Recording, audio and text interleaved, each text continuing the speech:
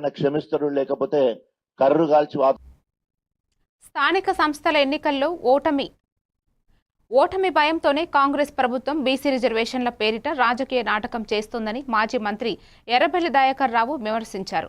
అన్ని నిజాలు తెలిసి కూడా బీసీలను నమ్మించి చివరికి మోసం చేయడం జరుగుతోందని ఆయన అన్నారు.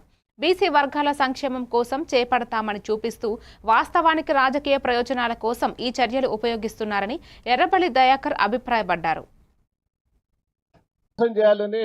అదొక డ్రామా. నీకు ఎన్నికలు పెడితే నువ్వు రావని తెలుసు. నీకు స్థానిక ఎన్నికలల్లో ప్రజలు తరివి కొట్టే పరిస్థితి ఉన్నదనే యూరియా బస్తాలతోటి మొత్తం ఊళ్ళల్లో కాంగ్రెస్ పార్టీని తరివి కొట్టే పరిస్థితి వచ్చింది. దానికి ఏదో ఒక డ్రామా చేశావు నువ్వు. ఆ డ్రామా వల్ల ఎంత నష్టపోయాం? తెలంగాణకు కేంద్రం నుంచి 300 కోట్లు వస్తాయి, మన రాష్ట్ర ప్రభుత్వం నుంచి 300 కోట్లు వస్తాయి. ప్రతి గ్రామం లోపల మెయింటెనెన్స్ అంతా కూడా ఈ 2 డబ్బులతోటి మెయింటెనెన్స్ అవుతాయి. ఇవాళ లోకల్ బాడీలు ఎన్నికలు లేవు కాబట్టి మొత్తం పైసలు బంద్ అయినాయి. గ్రామాలల్లా కుప్పలు కూడా చెత్త చెదారం మిగిలిపోయి తీసే పరిస్థితి లేదు. ఎంప్లాయీస్ కి జీతం ఇచ్చే పరిస్థితి లేదు. కార్మికులకు ఇవన్నీ మోసం చేయలేదా? మళ్ళా స్థానిక ఎన్నికలు పెడితే ప్రజలు తరివి కొడతారనే ఉద్దేశంతో ఒక బీసీ రిజర్వేషన్ అని ముందర పెట్టి ప్రజలను మోసం చేసేందుకు ప్రయత్నం చేసినావు. మన ఊళ్ళలో ఆ తుపాకి రాముని కథలు ఎట్లుంటాయో ఇలా రేవంత్ రెడ్డి గారి కథలు ఎట్లే ఉన్నాయి. ఒక్కసారి ఆయన మాట్లాడిన మాటలు మీకు వినిపిస్తాం.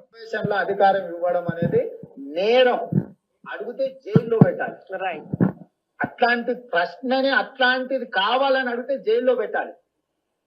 రాష్ట్రాలకు రిజర్వేషన్ల అధికారం ఇవ్వడం అనేది నేరం, అడిగితే జైల్లో పెట్టాలి. అట్లాంటి ప్రశ్నని అట్లాంటిది కావాలని అడిగితే జైల్లో పెట్టాలి. రాష్ట్రాలకు రిజర్వేషన్ల అధికారం ఇవ్వడం అనేది నేరం, అడిగితే జైల్లో పెట్టాలి. ఈ రిజర్వేషన్ గట్ట మొదలు మాట్లాడిన మాట రాష్ట్రానికి అధికారం లేదు, ఎవరన్నా రిజర్వేషన్లు అడిగితే జైల్లో పెట్టాలని ఎవరన్నారు? అంటే ఎంత ప్రజలను మోసం చేశాడు ఒక్కసారి మీరు ఆలోచించండి. కూటమి ప్రభుత్వంలో